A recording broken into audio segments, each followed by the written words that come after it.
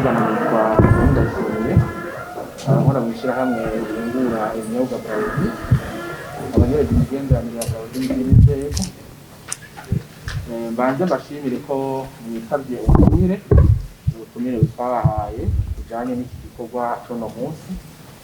Biboneka umwitwarariko n'ishaka mufise nk'abapataneri bacu bo muri Bralirwa.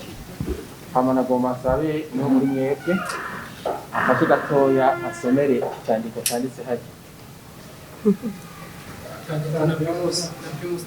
Tagata na Primustar.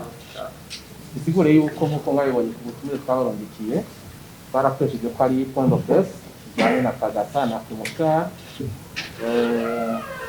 Mu kanya gatoya uwo dusanzwe durangurana imirimo hamwe agira ababwira icyo ari cyo Tagata na Primustar, igituma Bralirwa yiyumviye icyo kintu Tagata na Primustar, abakire ku mayange aho icyiyumviro cyavuye, ariko icyiyumviro gishimikiyeko n'intumbero ya Bralirwa.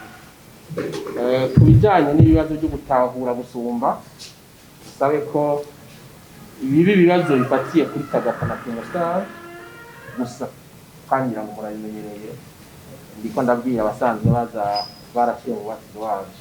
Murakoze, reka mu kanya isase ntereze ijambo uwo dusanga dufatanya imirimo hariya gushyirahamwe kugira ngo abacire ku mayange. Kazi mwiriwe, nongeye kubashimira kubona mwari mwitavye ubutumire, mukitaba ubutumire mungana uko mungana, ukuri biranezereje. Hanyuma nk'uko mugenzi wanje Jeremy abivuze, twashaka gutanguza icese iyi higanwa ryitwa Tagata na Primustar. Iyi higanwa ni higanwa ifashe mu mugongo n'ikinyobwa Primus. Hama ngira nk'uko mubizi, Primus ifata mu mugongo ibintu byose bija biri mu nkino no mu bindi bintu byose byoba bija mu bintu by'abaririmbyi. Aho ngomvye kuvuga nk'amakampanye musanzwe muzi, hariho Primus League, hakabaho na Primusic. Uwo mwaka rero twariyumviye yuko twoshigikira ujya muririmbyi amaze kugira intambwe muri uwo mwuga, amaze gushiramwo amahera atari make, agashiga ku ntambwe asohora album, asohora clip video. Turavuga ati rero n'umunsi reka dushigikira ujya uwo muririmbyi, hama tubatumirire bashobore kugira iyo higanwa. Mushobora kwiyumvira ati iryo higanwa rizogenda gute? Uno munsi tugomba dutumirira abaririmbyi bose barungike, novuga alliance, no sinzi ingene bakivuga mu Kirundi, aho umuntu azotora indirimbo bamaze guproduiza.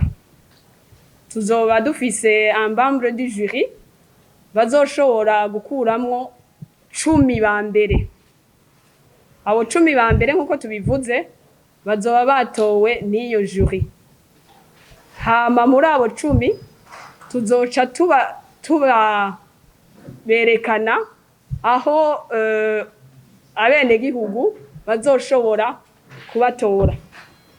Mu buryo bwo kubatora bizoba bigenda biratandukana, twaragize bwinshi bubaho kugira umuntu wese aronka amahirwe yo gushobora gutora umuntu amushimisha. Muri abo 10 rero tuzoca dutoramwo 3 ba mbere. Abo rero 3 ba mbere nibo bazoronka agashimwe. Ako gashimwe rero n'agashimwe kanezereje. Muri abo 3 umwe wese azoronka imiliyoni 15. Ico giheze abo 3 twebwe nk'uko dusanzwe dushaka kunezereza ujya mu consommateur wacu wa nyuma, tuzoca tubatembereza mu ntara bagira kimwe twita karaoke, aho bazoshobora kunezereza abo banwanyi natwe dusanzwe dufise mu bare muri izo ntara zose. Hanyuma birangire tuvuga ati aba vy'ukuri barafise ubucuti na Primus, barafise ico bagiye gukorana mu minsi iri imbere. Iyo rero higanwa yacu imeze gutyo, murashobora kwibaza ati mbega iyo jury izoba igizwe n'abandi? Nashoboye aha hashoboye kuba abamambre babiri ba jury mu isana ni batatu. Aha turafise babiri ngira si ubwa mbere mu babonye, ngira baraza kuronka akanya ko kwipresente. Ahanini ni ivyo, iyo higanwa izoba imeze uko, izomara ikiringo c'ukwezi, izoba irangiye. Kijanye n'umuntu yashizemwo inguvu agashobora guproduiza clip video imwe agacagira mugabo ntashobore gushika kuri album, uyo nico condition ya mbere kugira ashobore kwemererwa kuja mu ihiganwa, nuko abafise clip video imwe. Urumva uwo muntu arashobora kuja muri iryo higanwa. Yego. Ico kabiri kuri babaye batatu ba mbere barashobora kuzunguruka igihugu batavyemeye kuzunguruka ari. Yego, ico kibazo rero novuga uko kuzunguruka bizoba bifeza partie ya contrat. Donc umunsi bazomenyesha ati batatu nabo igikurikira zoba ari kuzunguruka. Kiretse haje izindi ntambamye zobuza yuko tugenda muri ubwo bubare. Kubera no munsi turayibona yuko avec les amategeko mashasha hari ibiteramo bimwe bimwe bitemewe. Ico nico conyene cyo bibuza, sino ça fait partie ya contrat tuzosinyanira nabo batatu. Yego. Muri gace gahe n'ikibazo ari indirimbo imwe azozumuzo ntara akoresheje indirimbo imwe atubera. Ico kibazo rero nico kica kigaruka kubera bazoba ari batatu. Bazoba ari batatu mugabo turumvikana yuko amanota bazoba bamuhaye azogabanuka. Kubera nko kubivuze dushaka yuko agiye mu ubwo bubare by'ukuri aryohera babanwanyi. Nico gituma ufise indirimbo nyinshi hariho ikintu azoba arushije abandi. Mugabo si kubwo yuko yoca avamo. Ego murakoze. Ndabona nitwari kido promoter. Ikibazo cya mbere nashaka mbaze mutubwiye ko bazokora amakaraoke, mbega izo karaoke zoba ari karaoke tumenyereye ziba ku mastade canke mu ntara zose z'igihugu ziba ku mastade? Kuko tugiye nk'iraho nyene ikibazo cy'uko covid yateye cyane muri ino turimo cyane mu kiganganya yavuze ati ntibyemero yuko abantu bakorana ari benshi cyane, mbega bizokorwa ko izo karaoke zikoko. Icya kabiri mutubwiye yuko badoro nka 15 million sindi kwa rumuntu.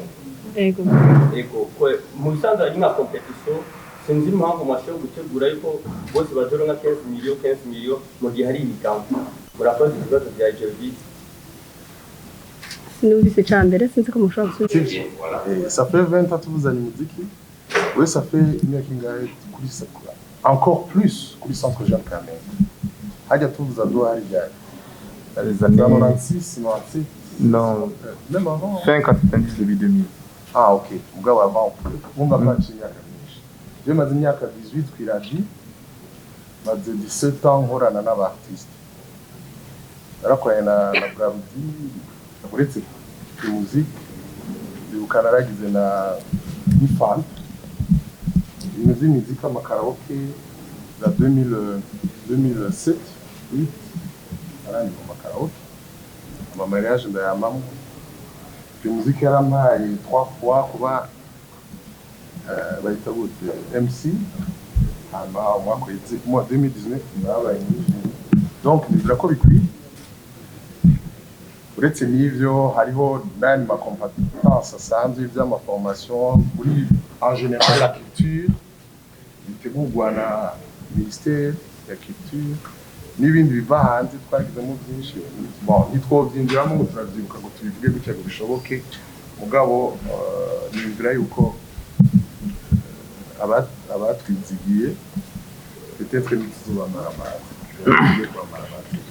Francis wewe ni gihanganye n'abanyarwanda. Reka kumbure nivugire ama ni byiza ko mwabaje ico kibazo kuko nubundi nyene iyo uri umunyamuziki ukaba ufite igikorwa ciwawe ukaba uvuga uti ndagijanye mu higanwa wumva yuko umenga eka mbere nono sinumva yuko niko biteza kuba bimeze yuko uwoza kuraba ico gikorwa cawe akakijuja akagira amanota iyo bari umuntu kumbure afise ubumenyi muri ico gisata eka mbere afise no gutahura rero jewe natanguye nkora umuziki novuga jewe nsanzwe nkora umunyamuziki avuze umuziki uvugije biratandukanye cyane n'icyo kenshi dukunze kwita ngaho umuziki usanga n'abantu bakora kuri CD cyane nsanzwe n'umuntu avuza umu-instrumentiste nkaba ndavuza guitar ndavuza batterie ndavuza piano gatoyi n'ikembe hama kuva mu 1999 niho bwa mbere novuga ko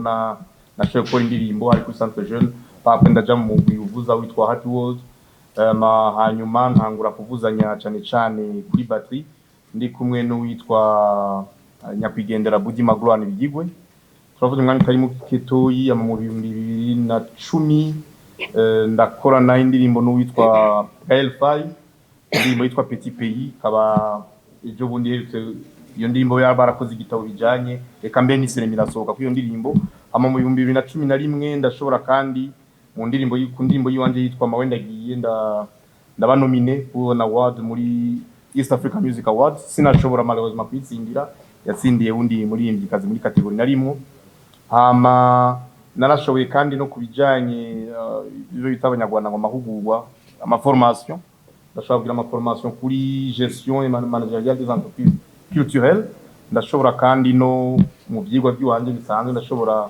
kugira muri kaminuza icyo bita master mu bijanye international commercial business cyane option ya droit d'auteur et intellectual property law donc mu mategeko ajanye n'ubuhinga mva mutwe no kuvuga harimo muziki harimo kwandika harimo ibyo byose cyane rero bunye nsanzwe mfise n'ikiganiro nkora kungurukana ubumenyi cyitwa Umudiho Live ikiganiro cyakira abanyamuziki kikabagira cyane abanyamuziki bavuza ibikoresho ego nibaza ko ndaciye ku mayangi bihagije ama ikindi byo bari bibazo kumbure wose kibazo mbaza sabwe ego la troisième personne ni Landry Mugisha. D'accord.